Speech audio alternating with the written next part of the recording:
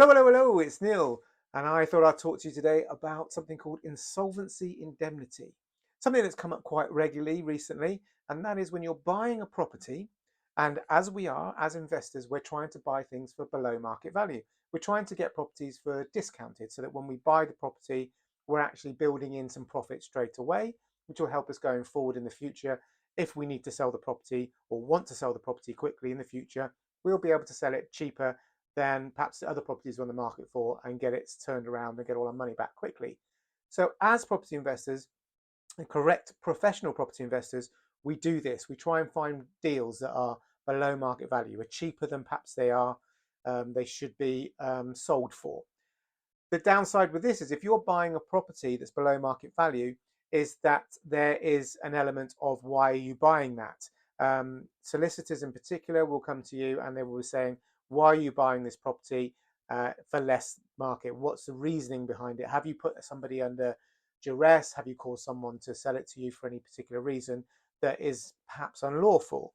Well, most of us, and certainly the way I teach, is that's not what we're doing. We're not doing it in that way. We're buying deals that are cheap for another reason.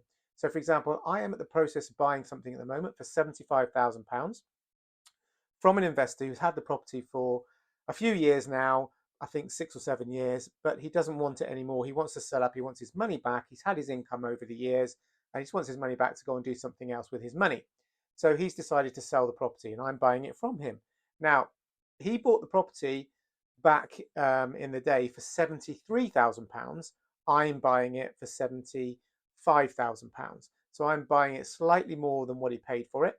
And they're basically saying, though, the property is actually worth £90,000. So when we had a valuation, the valuer said this property is worth £90,000 in the current condition. Why are you buying it for 75?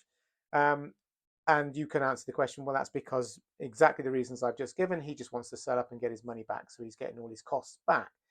The problem here is that the lenders or the law might suggest that if this person you're buying the property from is selling it because he's clearing debts or doing something to get out of problems financially, that he may go into insolvency in the future. He may go into bankruptcy or go bust.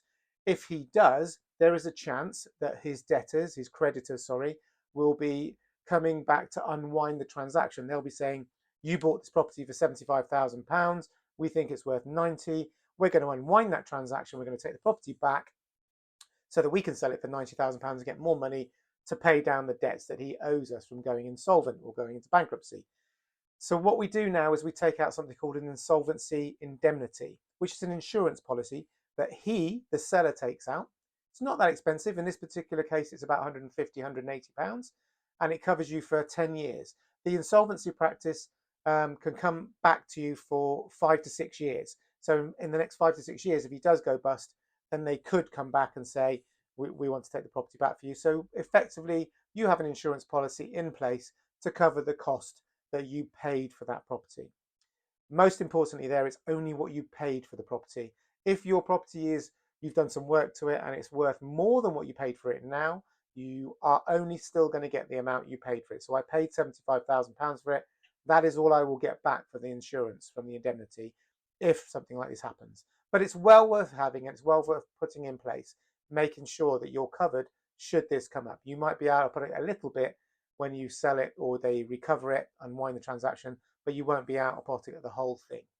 It's Neil from Clever Property Investing. If you want to chat more about this, just come and have a chat with me. Click on the link, book in a 10-minute appointment, and we can see if I can help you. Take care.